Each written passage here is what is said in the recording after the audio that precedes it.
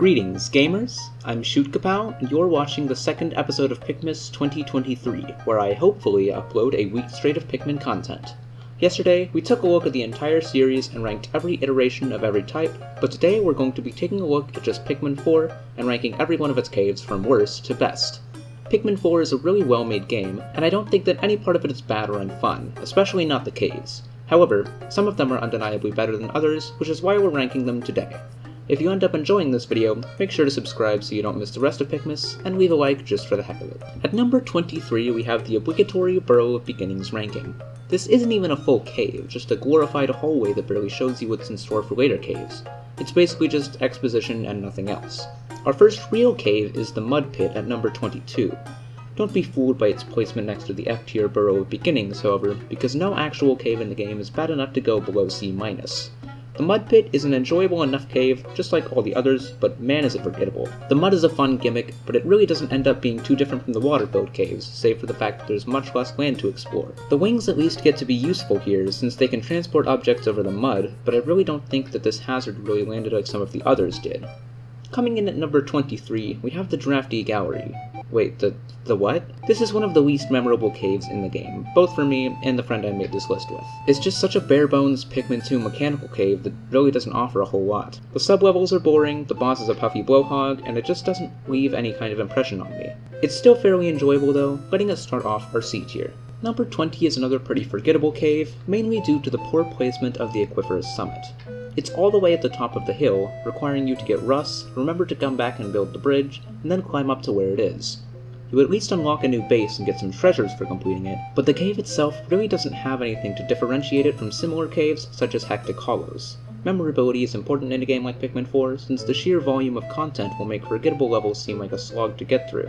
Doppelganger's Den comes in at number 19, and it at least has an interesting boss and mechanic to carry it. The Guildwee Manders scrambling your treasure gauge is reminiscent of the antenna beetle from 2, and the level with the doors is interesting. The cave definitely could have been worse, but it never really clicked with me either. The Guildamander is such an annoying boss, and the cave just doesn't have enough memorable content outside of it and its smaller counterparts for me to rank it any higher. Number 18 gets itself a C+ ranking though, since Cradle of the Beast has interesting layouts, uses interesting mechanics, and has the game's second appearance of the Empress Bulblax. She's nowhere near as annoying as in Pikmin 2, though that might not be for the best. With the addition of Ochi in 4, many enemies get a little power crept. You can now easily just dash through all the larvae and swarm the Empress, winning in a matter of seconds. But what is there is enjoyable and provides a fun puzzle.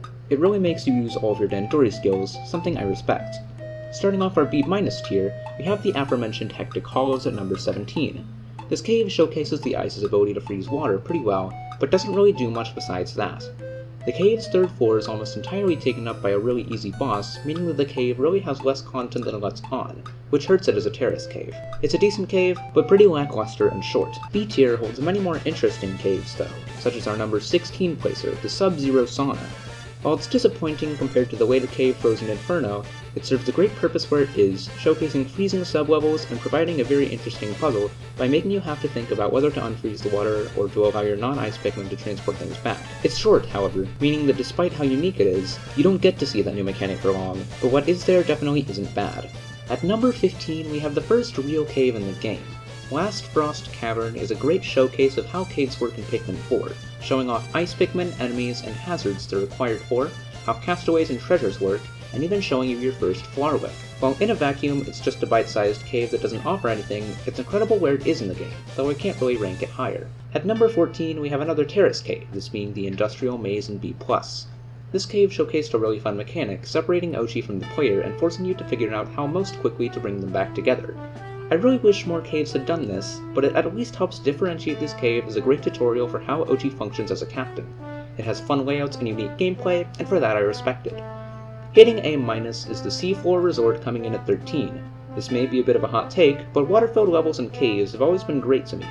Pikmin 2 did an interesting job in this regard by scattering very wet levels in multiple caves, particularly the endgame ones, but 4's flooded caves full of these sub-levels are exactly what I like in a Pikmin game. Something has always been special to me about the blue Pikmin, and caves where they're the most useful are bound to be my favorites. Of course, it's a very one-note mechanic, but one that's fun and that I respect. Crackling Cauldron gets a similar placement at A-, though for different reasons. Cauldron is maybe one of my favorite terrace caves for just how well put together it is.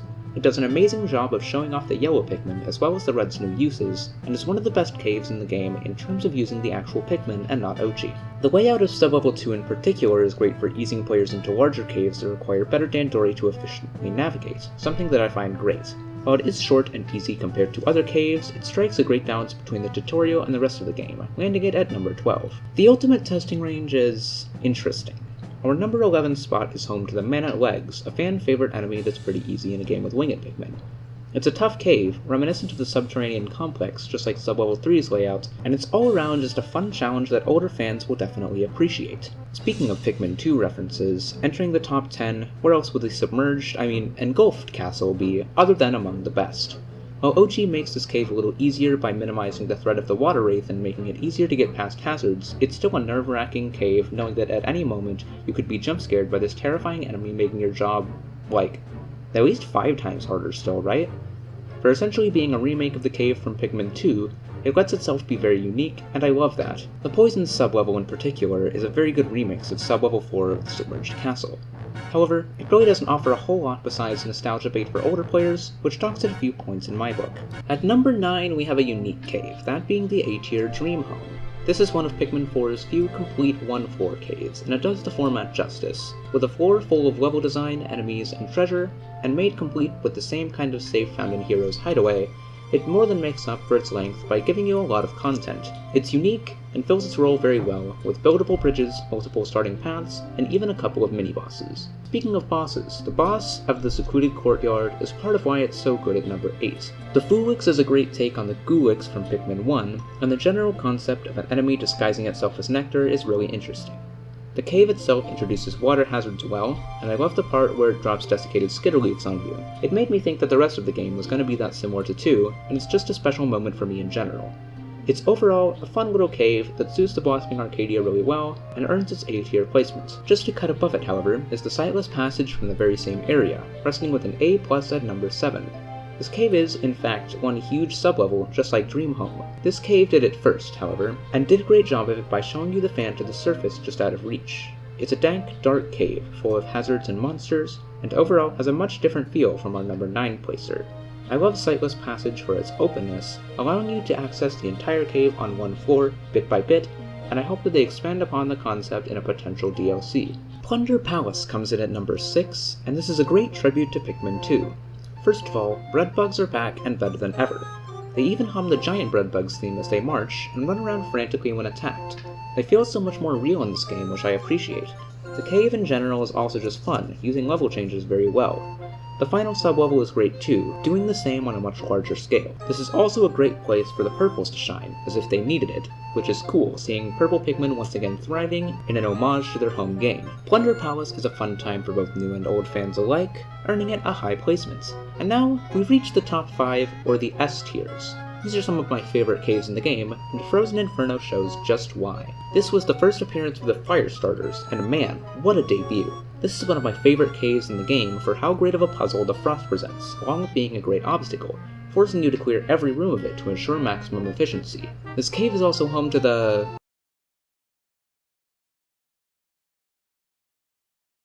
yeah, that. Which is an alright boss in my eyes. The cave itself just sort of feels like the red's equivalent to engulfed castle, which is really cool, and though the fire starters and frost are a little inherently annoying to deal with, this cave definitely earns its S- placement. The below-grade discotheque comes in at number 4, and boy was this cave a ride. This is a lot of fun from start to finish, with an amazing boss, the introduction of the winged Pikmin, and a great level design throughout. My only gripe is a lack of a whole lot of defining features besides the final boss, but it's just a really solid cave the whole way through. Number 3 is a personal favorite of mine, the Kingdom of Beasts starting off the S tier. This is an amazing nod back to Pikmin 2, combining the whole of Beasts and the Bulblax Kingdom into one cave, complete with an Empress Bulblax partway through, 2 Emperor Bulblaxes, and Rock Pikmin to boot.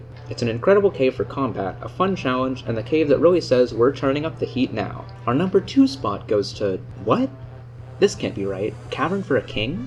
Well, despite this being the final cave and having the most floors by a long shot, grandeur isn't all that makes a cave great. For example, Cavern doesn't offer a whole lot in the way of exploration. It's essentially a boss rush with not much in between. It's a tough, grueling experience, and definitely is an incredible final cave, but it doesn't really offer a challenge in the same vein as the wistful wild caves or even the formidable oak. However, I think the white Pikmin were really able to shine in this endgame, just as they are here. The subterranean swarm, filled with all of its poison hazards, is our number 1 ranked cave. Besides one kind of annoying part in sublevel 2, this is pretty much my version of a perfect Pikmin cave. I love how the whites were handled in this game, having to destroy the toxic molds, and bringing back the Sovereign Bulblast at the end was great, and even inspired me to write the track that you're hearing in the background right now. It was my favorite cave playing throughout the game, and it stays at the top here too. Well, there we have it, the entire arsenal of caves from Pikmin 4 ranked. It'd be really cool if this video blew up like my Pikmin 2 one did, but even if it doesn't, I'd still really appreciate it if you'd like, subscribe, and ring the bell to never miss an upload.